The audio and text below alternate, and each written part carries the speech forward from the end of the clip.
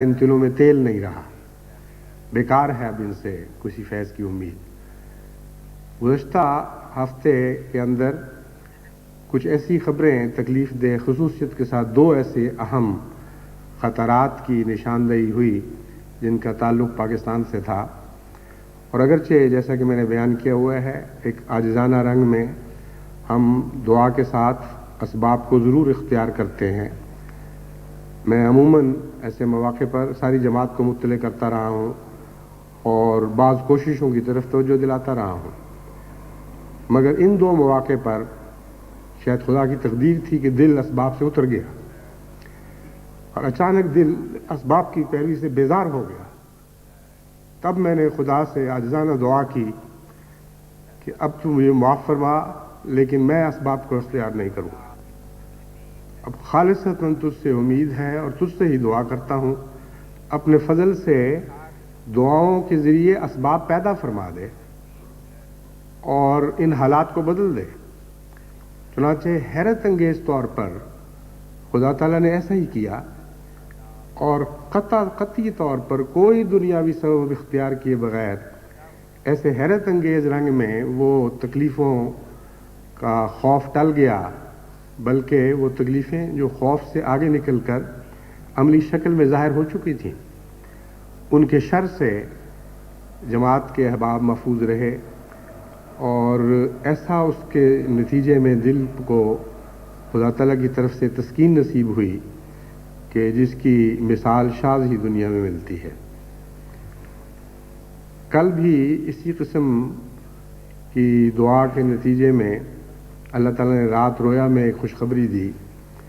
और वो खुशखबरी मैं चाहता हूँ जमात को आज जमात को मुत्तले कर दूँ, जमात को बता दूँ, क्योंकि वो दरअसल जमात ही की खुशखबरी है। मैंने देखा कि कसरत के साथ सिर्फ पाकिस्तान में नहीं बल्कि दुनिया में दूसरी जगहों पे भी लोगों में जमात की नुसरत की तवज्जो पैदा हो रही है और जिस तरह मौज दर मौज तूफ़ान में लहरें उठती हैं, इस तरह लखूखा आदमी जिनका जमात से ताल्लुक़ नहीं है वो जमात की इमदाद के लिए दौड़े चले आ रहे हैं। ये नज़ारा मुसलसल इसी तरह रोया में दिखाई देता रहा और बाज़ दफ़ा बाज़ मुल्कों की भी निशानदेही हुई और उस वक्त में ये ताज्जुब भी हुआ कि वो बज़ाहिर तो उनके साथ इन बातों का कोई ताल्लुक़ नहीं। मसलन अमेरिका के मगरिब से भी जो सैन फ्रांसिस्को और लॉस एंजलिस वगैरह का इलाका है, मगरबी साहिल, कैलिफोर्निया ज़्यादातर स्टेट है जो मगरिब में चलती है शिमालन जनूबन, उस तरफ से भी लाखों आदमी जमात की मदद के लिए दौड़े आ रहे हैं और बाहर की दुनिया से भी मशरिक में भी यही नज़र आ रहा है और पाकिस्तान में भी ये लहरें उठ रही हैं। इस नज़ारे के बाद जो बिलअमूम एक तमव्वुज की शक्ल में था, यानी इंसान दिखाई नहीं दे रहे थे, लेकिन यूँ मालूम होता था कि मौज दर मौज मखलूक खुदा जमात की मदद के लिए मुतवज्जे हो रही है। बल्कि एक दफ़ा यूँ लगा कि जैसे मैं कहूँ कि बस काफ़ी हो गई, बस करो, इतनी ज़रूरत नहीं, लेकिन लहरें फिर उठती हुई दोबारा टकरा के साहिल से छलक कर बाहर आ पड़ती हैं। इस तरह मैंने उनको देखा तो बैक वक्त ये एहसास होने के बावजूद कि ये इंसानी मदद है, नज़ारा वो मौजों का सा रहा। जब रोया से आँख खुली तो उस वक्त हज़रत मसीह मौऊद अलैहिस्सलाम का ये इल्हाम ताबीर के तौर पर मेरी ज़ुबान पर जारी था, यनसुरो का रिजालुन नूही इलैहिम मिनस समाए, कि तेरी नुसरत खुदा के ऐसे मर्द मैदान बंदे करेंगे जिनको अल्लाह ताला खुद वही के ज़रिए इस बात पर आमादा फरमाएगा। तो मैं उम्मीद रखता हूँ कि इस नई सदी के पहले साल में इस रोया का दिखाया जाना महज किसी आर्जी मफाद से ताल्लुक़ नहीं रखता, बल्कि ये आइंदा ज़माने में जमात की नुसरत का ख्याल قوموں میں لہر در لہر موج در موج اٹھے گا، اور مختلف ملکوں میں خدا تعالیٰ غیروں کے دل میں بھی جماعت کی تائید میں اٹھ کھڑے ہونے کے لیے ایک حرکت پیدا کرے گا، توجہ پیدا فرمائے گا، اور کثرت کے ساتھ انشاءاللہ تعالیٰ جماعت کو ایسے انصار ملیں گے جو جماعت سے نہ بھی تعلق رکھتے ہوں تو اللہ تعالیٰ کی وحی کے تابع، یعنی وحی بعض دفعہ خفی بھی ہوتی ہے، ضروری نہیں کہ الہام کی شکل میں لفظوں میں وہ ظاہر ہو، مگر خدا تعالیٰ کی طرف سے چلنے والی تحریکات کی روشنی میں ان کے دل جماعت کی مدد کے لیے متوجہ ہوں گے۔ اس رویا کے بعد میں خصوصیت سے جماعت کو دعاؤں کی طرف متوجہ کرتا ہوں اور یاد دلاتا ہوں کہ جب بھی وہ اپنے متعلق یا اپنے دوستوں کے متعلق یا جماعت کے متعلق کوئی فکر والی باتیں سنیں یا کوئی توہمات ان کے دلوں کو گھیر لیں تو پہلا اپنے نفس کا یہ محاسبہ کیا کریں کہ ان کا خیال کس طرف گیا تھا۔ مدد ڈھونڈنے کے لیے ان کو کوئی انسان یاد آیا تھا، کوئی دنیاوی ذریعہ اختیار کرنے کی طرف توجہ مائل ہوئی تھی، یا سب سے پہلے توجہ خدا کی طرف گئی تھی۔ مواحد بندے کی شان یہ ہے کہ توجہ کا اولین مرکز خدا ہوتا ہے، ورنہ یہ دنیا ایسی ہے کہ جس میں باتیں ایسی مل جل جاتی ہیں کہ توحید اور شرک کی تفریق آسان نہیں رہتی۔ خدا کے مومن بندے بھی دعائیں بھی کرتے ہیں اور اسباب کو بھی اختیار کرتے ہیں، اور بعض غیر بھی جو توحید کے اعلیٰ مقام پر فائز نہیں ہوتے وہ اسباب کو بھی اختیار کر لیتے ہیں اور دعاؤں کی طرف بھی متوجہ ہو جاتے ہیں۔ لیکن ان دونوں کے درمیان ایک فرق ہے، اور وہ فرق اولیت کا ہے۔ مومن کا اول سہارا خدا تعالیٰ کی ذات ہے، اور اس تعلق کے قیام کے لیے جو بندے اور خدا کے درمیان سہارے کی شکل میں ظاہر ہوا کرتا ہے، دعا ذریعہ بنتی ہے۔ یعنی سہارا تو خدا تعالیٰ ہر ایک کا ہے ہی، لیکن اس خصوصی مدد کے لیے جو انسان کسی خاص مشکل کے وقت محسوس کرتا ہے کہ مجھے اس کی ضرورت ہے اور خدا سے مجھے ملنی چاہیے، اس مدد کے لیے دعا ذریعہ بنا کرتی ہے۔ پس جب بھی آپ مدد چاہتے ہیں تو مدد کے لیے پیغام بھیجا کرتے ہیں، جب بھی آپ مدد مانگتے ہیں تو مدد کے لیے آواز دیا کرتے ہیں۔ تو پہلی آواز خدا کی جانب اٹھنی چاہیے، پہلا پیغام خدا کو بھیجا جانا چاہیے۔ اگر یہ ہے تو پھر آپ مواحد بندے ہیں، پھر آپ اسباب کو اختیار کریں تو یہ شرک نہیں ہے، بلکہ یہ بھی ایک عجز کا اظہار ہے اور خدا کی اس مالکیت کی عبادت کرنا ہے جو ہر چیز پر حاوی ہے۔ بس اس پہلو سے آپ کا ایمان یقیناً خالص بن جاتا ہے، آپ کی توحید کے اوپر ایک گواہی ٹھہرتی ہے جو ہر وقت، ہر ضرورت کے وقت آپ کے دل سے اٹھ رہی ہوتی ہے، اور سب سے بڑا گواہ خدا کے بعد انسان کا اپنا نفس ہی ہے۔ بس اس پہلو سے اپنے نفس کا محاسبہ کرتے ہوئے دعاؤں پر انحصار بڑھائیں، اور سب سے زیادہ توکل دعا پر ہی رکھیں، اور دعا کے ذریعے اولین رابطہ اپنے خدا سے کرنے کی عادت ڈالیں۔ آج کل جو جماعت کو تمام دنیا میں ضرورتیں پیش در پیش ہیں اور نئے نئے رستے ترقیات کے کھل رہے ہیں، اس کے ساتھ ساتھ نئے خطرات بھی پیدا ہو رہے ہیں۔ ایک بڑی عظیم عالمی جد و جہد کی کیفیت ہے جس میں جماعت اس نئی صدی میں داخل ہوئی ہے، اور روز بروز نئے میدان کھلتے رہیں گے اور نئے میدانوں میں ہمارے قدم آگے بڑھتے رہیں گے۔ اس لیے ابھی سے دعاؤں کی عادت خود بھی ڈالیں اور اپنے بچوں کو بھی دعاؤں کی اہمیت سمجھاتے رہیں اور دعائیں کرنے کے سلیقے سکھائیں۔ اگلی نسل کو دعا پر قائم کرنا بہت ہی ضروری ہے، ورنہ ہمارا اگلی نسلوں کے ساتھ سب سے زیادہ اہم پیوند کٹ جائے گا۔ سب سے زیادہ اہم پیوند جو ہم اپنی اگلی نسلوں کے ساتھ قائم کر سکتے ہیں وہ یہی دعا کرنے کا پیوند ہے. وہ پیوند جو دراصل تو خدا سے لگتا ہے، لیکن ہمارا آپس کا تعلق دعا کرنے والی نسل کے طور پر قائم رہنا چاہیے، اور ہماری ہر اگلی نسل اسی طرح دعا گو ہونی چاہیے، اسی طرح دعا پر توکل رکھنے والی اور یقین رکھنے ہونے والی ہونی چاہیے جیسے ہمیں ہونا چاہیے یا ہماری پہلی نسلیں تھیں. اس لیے حضرت مسیح موعود علیہ الصلوۃ والسلام کا جو فیض ہے اس کا خلاصہ کبھی بھی ہماری نظر سے اوجھل نہیں ہونا چاہیے. آپ کے تمام فیوز کا ملخص، آپ کے سارے فیض کا منبع اور روح اور اس کا خلاصہ یہی ہے کہ آپ نے خود بھی دعاؤں کے گر سیکھے اور دعاؤں پر انحصار کیا، اور جماعت احمدیہ کو بھی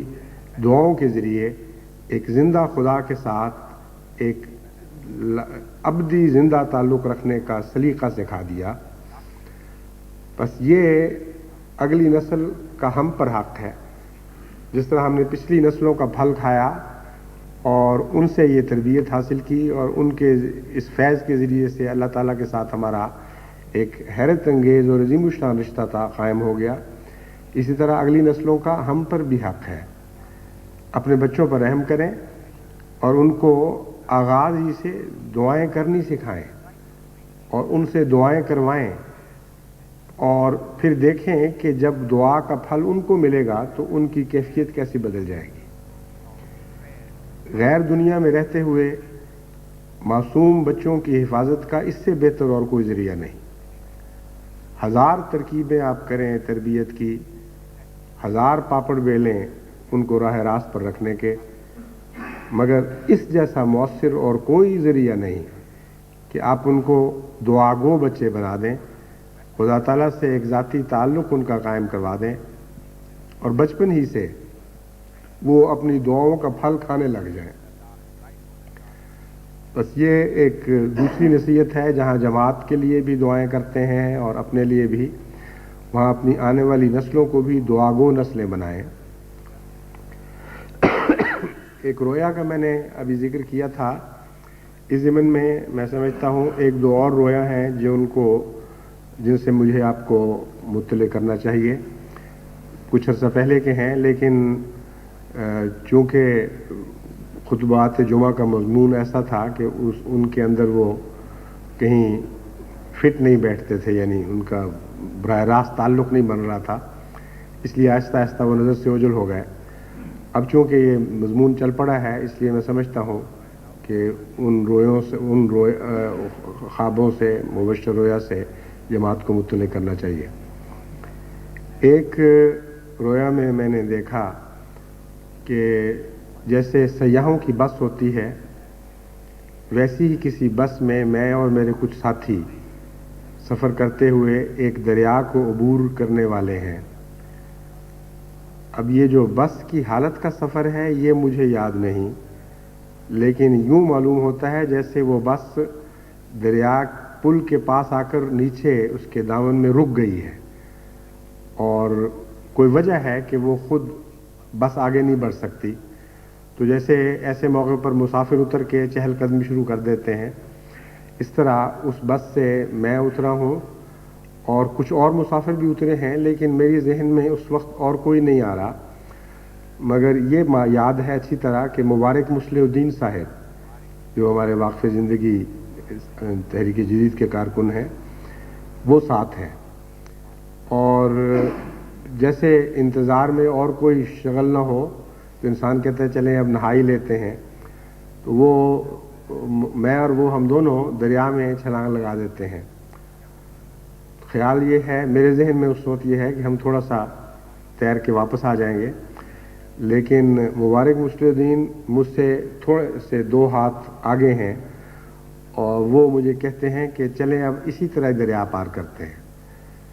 تو میرے ذہن میں یہ خیال ہے کہ یہ دریا تو بھرپور بہہ رہا ہے، جیسے دریا سندھ طغیانی کے وقت بہا کرتا ہے، اگرچہ کناروں سے چھلکا نہیں لیکن لبا لب ہے اور بہت ہی بھرپور اور قوت کے ساتھ بہہ رہا ہے. تو میں یہ سمجھتا ہوں کہ یہ پتہ نہیں ہم کر بھی سکیں گے کہ نہیں. تو مبارک مصلح الدین کہتے ہیں کہ نہیں ہم کر سکتے ہیں, اور میں کہتا ہوں ٹھیک ہے پھر چلتے ہیں. لیکن مجھے حیرت ہوتی ہے کہ اگرچہ میں کوئی ایسا تیراک نہیں, مگر اس وقت غیر معمولی طاقت تیراکی کی پیدا ہوتی ہے اور چند ہاتھوں میں بڑے بڑے فاصلے طے ہونے لگتے ہیں. یہاں تک کہ جب میں مڑ کے دیکھتا ہوں تو وہ پچھلا کنارہ بہت دور رہ جاتا ہے, اور پھر 2-4 ہاتھ لگانے سے ہی وہ باقی دریا بھی عبور ہو جاتا ہے اور دوسری طرف ہم کنارے لگتے ہیں. اور تعجب کی بات یہ ہے کہ اگرچہ مبارک مصلح الدین مجھے رویا میں اپنے آگے دکھائی دیتے ہیں, مگر جب کنارے لگتا ہوں تو پہلے میں لگتا ہوں پھر وہ لگتے ہیں, اور اس طرح ہم دوسری طرف پہنچ جاتے ہیں. اور پھر یہ جائزہ لے رہے ہیں کہ کس طرح یہاں سے باہر نکل کر دوسری طرف کنارے سے باہر کی عام دنیا میں ابھریں. یہ رویا یہاں ختم ہو گئی, اور چونکہ یہ ایک ایسی رویا تھی جو عام طور پر دستور کے مطابق انسان کے ذہن میں آتی نہیں, اس لیے رویا ختم ہونے کے بعد میرے ذہن پر یہ بڑا بھاری اثر تھا کہ یہ ایک واضح پیغام ہے جس میں اللہ تعالیٰ کسی نئی منزل فتح کرنے کی خوشخبری دے رہا ہے. اور اگرچہ ایک حصہ اس کا ابھی تک مجھ پہ واضح نہیں ہوا کہ وہ ساتھی جو ہیں ان کو ہم کیوں پیچھے چھوڑ گئے ہیں اور ہم 2 کیوں آگے نکل جاتے ہیں, لیکن بہرحال یہ ذہن پہ ضرور تاثر ہے کہ اس میں کوئی انذار نہیں تھا بلکہ خوشخبری تھی کہ دریا کی موجوں نے اگرچہ بس کو روک دیا ہے لیکن ہمارے سفر کی راہ میں وہ حائل نہیں ہو سکی. تو اللہ تعالیٰ اس رویا کو بھی, جو جہاں تک میرا تاثر ہے اور یقین ہے مبشر ہے, توقع سے بڑھ کر مبشر بنائے اور جماعت کے حق میں اس کی اچھی تعبیر ظاہر فرمائے. ایک اور رویا جو پچھلے دنوں دیکھی, جس کے نتیجے میں ایک میں نے غزل کہی, اس کا پس منظر غزل تو جماعت تک پہنچ چکی ہے لیکن اس کا پس منظر نہیں پہنچا, اس لیے میں وہ بھی بتا دینا چاہتا ہوں. پچھلے دنوں ہم نے سوچا کہ دسمبر میں چونکہ ربوہ میں جلسہ نہیں ہو سکتا, اس لیے کثرت کے ساتھ جماعتوں میں جلسے کیے جائیں, اور اللہ کے فضل کے ساتھ جو رپورٹیں مل رہی ہیں بہت ہی بھرپور جلسے ہوئے ہیں سارے پاکستان میں, اور بہت ہی دوستوں کے بڑے اطمینان کے خط نصیب ہو رہے ہیں کہ بڑی مدت کے بعد یہ دل کی خلش دور ہوئی, اور جو اس جلسے میں لطف آیا ہے, اگرچہ یہ سالانہ جلسہ نہیں تھا اور وہ ربوہ والی کیفیت نہیں تھی, مگر چھوٹے پیمانے پہ ہونے کے باوجود بہت ہی زیادہ ایمان افروز اور تسکین بخش تھا. ان جلسوں پر چونکہ میں عموماً جلسے کے موقع پر کوئی نظم پیش کیا کرتا ہوں, میں نے ایک غزل بھجوائی تھی جس کا عنوان تھا غزل آپ کے لیے. وہ عام دستور سے کچھ ہٹی ہوئی ہے, اور شاید سننے والوں نے تعجب بھی کیا ہو کہ یہ کیا سوجی مجھے اس طرز پر غزل کہنے کی اور کیا مقصد ہے. تو چونکہ ایک خواب کے نتیجے میں یہ کہی گئی تھی, اس لیے میں وہ خواب آپ کو بتانا چاہتا ہوں. میں نے رویا میں دیکھا کہ کوئی عزیز ہے, وہ مجھے کہتا ہے, ایک مصرع پڑھتا ہے میرے لیے, اور وہ مصرع خواب میں بالکل موزون ہے, یعنی باقاعدہ باوزن مصرع ہے, لیکن اٹھنے کے بعد پورا یاد نہیں رہا, لیکن آخری حصہ اس کا یاد رہا جس کے مطابق پھر یہ غزل کہی گئی. مضمون اس کا یہ تھا کہ لوگ آج کل کے اس زمانے میں, اطلاع کے زمانے میں, ایسے اچھے شعر لکھ کر آپ کو بھجواتے رہتے ہیں, نظمیں کہتے رہتے ہیں, تو اجازت ہو تو میں بھی کہوں ایک غزل آپ کے لیے. غزل آپ کے لیے کے لفظ بین ہی وہی ہیں جو رویا میں دیکھے گئے تھے, اور یہ کہوں میں یا کیا الفاظ تھے اس کی تفصیل یاد نہیں رہی. چنانچہ اس آپ کے لیے کو ملحوظ رکھتے ہوئے, پیش نظر رکھتے ہوئے جو میں نے غزل کہی, اس کے پہلے چند اشعار اور آخری دراصل نعتیاں ہیں. وہ میں نے حضرت اقدس محمد مصطفیٰ صلی اللہ علیہ وآلہ وسلم کو مخاطب کر کے کہے ہیں, اور بیچ کے چند اشعار دوسرے مضامین کے بھی ہیں، لیکن یہ میں سمجھا دینا چاہتا ہوں کہ وہ میں اپنے متعلق نہیں کہہ رہا، نعوذ باللہ من ذالک، میں نے خود اپنے متعلق تو وہ غزل نہیں کہنی تھی، اگرچہ کسی اور کے خیال سے بعض دفعہ انسان اپنے متعلق بھی ایک آدھ شعر کہہ لیتا ہے کسی کی زبان میں، کہ گویا تم یہ چاہتے ہو کہ مجھے یہ پیغام دو، ایسے بھی ایک دو شعر اس میں ہیں، لیکن دراصل اس کے اکثر اشعار نعتیاں ہیں، پہلے چند اور آخری خصوصیت کے ساتھ، تو یہ اس کا پس منظر ہے جو امید ہے معلوم ہونے کے بعد اس غزل کی طرز بھی سمجھ آ جائے گی کہ کیا طرز ہے۔ ایک اور رویا جس میں انذار کا پہلو بھی ہے تھا اور ایک خوشخبری کا رنگ بھی رکھتی تھی، وہ اگرچہ میں بعض اپنے دوستوں کو بیان کر چکا ہوں، کے سامنے بیان کر چکا ہوں، لیکن جماعت کے سامنے غالباً ابھی تک پیش نہیں کی۔ جب حضرت ملک سیف الرحمان صاحب کا وصال ہوا ہے تو جس دن اس کی اطلاع ملی اس سے پہلی رات میں نے یہ رویا دیکھی کہ اقبال کے ایک مشہور غزل کے بعض دو اشعار میں پڑھ رہا ہوں اور خاص اس میں ایک درد کی کیفیت ہے، اور اقبال کی یہ وہ غزل ہے جو بچپن میں کالج کے زمانے میں مجھے بہت پسند تھی، لیکن خواب میں چونکہ مدت سے پڑھی نہیں اس لیے کوشش کر کر کے وہ یاد کر کے وہ شعر پڑھتا ہوں اور پھر آخر یاد آ جاتے ہیں اور وہ رواں ہو جاتے ہیں، اور وہ شعر یہ تھے کہ تھا جنہیں ذوق تماشا وہ تو رخصت ہو گئے، لے کے اب تو وعدہ دیدار عام آیا تو کیا، آخر شب دید کے قابل تھی بسمل کی تڑپ، صبح دم کوئی اگر بالائے بام آیا تو کیا۔ تو بہت ہی دردناک اشعار ہے، اور جب آنکھ کھلی تو میرے دل پر بہت ہی اس بات کا گہرا اثر تھا اور غم کی کیفیت تھی کہ معلوم ہوتا ہے کچھ سلسلے کے ایسے بزرگ جن کا خدا کے نزدیک ایک مرتبہ ہے رخصت ہونے والے ہیں، جو انتظار کی راہ دیکھتے دیکھتے میرے جانے سے پہلے پہلے وصال پا جائیں گے۔ دوسرے دن جب صبح ملک سیف الرحمان صاحب کے وصال کی اطلاع ملی تو اس وقت لاہور کے دوست چودھری حمید رسول اللہ صاحب اور ان کے ساتھ ایک دو اور وکلاء بھی تھے، یہ ملنے کے لیے آئے ہوئے تھے، ان سے میں نے بیان کی اور میں نے کہا کہ میں نیک فعال کے طور پر، یعنی اگرچہ لفظ نیک فعال کا اطلاق پوری طرح تو نہیں ہوتا، مگر ان معنوں میں نیک فعال کے طور پر کہ گویا انذار ٹل چکا ہے اور جو ہونا تھا ہو چکا ہے، اس خواب کے مضمون کو ملک سیف الرحمان صاحب کے وصال پر لگا رہا ہوں۔ اگرچہ وہ اس عرصے میں ملتے بھی رہے ہیں، لیکن جس مرتبے کے انسان تھے، خواب میں جیسا میرے ذہن پر اثر تھا کہ اس مرتبے کا کوئی انسان رخصت ہونے والا ہے، یہ ان پر صادق آتا ہے۔ اور دوسرا یہ خیال تھا کہ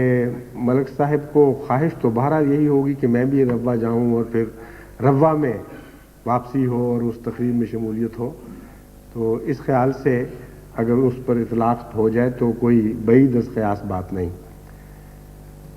آپ کو میں یہ رویا بتاتے ہوئے اس دعا کی تحریک کرتا ہوں کہ اللہ کرے کہ یہ انذار کا پہلو یہاں تک ہی ٹل جائے، اور جو دوسرا پہلو ہے واپسی کا، اس کے آثار جلد جلد ظاہر ہوں اور اللہ تعالیٰ اپنے فضل کے ساتھ ایسی حالت میں لے کے جائے کہ کم سے کم تکلیف کی خبریں ملیں۔ اب کے بعد خدا کرے، یعنی میں تو دعا کے رنگ میں اس لیے کہہ رہا ہوں کہ بظاہر چیز ناممکن بھی ہو تو دعا کے ذریعے ممکن بن سکتی ہے۔ یہ تو نہیں کہا جا سکتا کہ اب کے بعد واپسی تک کوئی فوت نہ ہو، وفات کا جو سلسلہ ہے وہ تو جاری رہے گا، لیکن دعا کرتے وقت یہ کہنے میں کیا حرج ہے کہ کوئی بھی نہ ہو۔ اس لحاظ سے میں آپ کو کہہ رہا ہوں کہ دعا کریں کہ کم سے کم لوگ، اگر فوت ہونا کسی کا مقدر بھی ہے تو کم سے کم لوگ اس عرصے میں وفات پائیں، اور کم سے کم لوگوں کے متعلق پھر یہ دردناک مضمون صادق آئے کہ تھا جنہیں ذوق تماشا وہ تو رخصت ہو گئے، لیکن اب تو وعدہ دیدار عام آیا تو کیا۔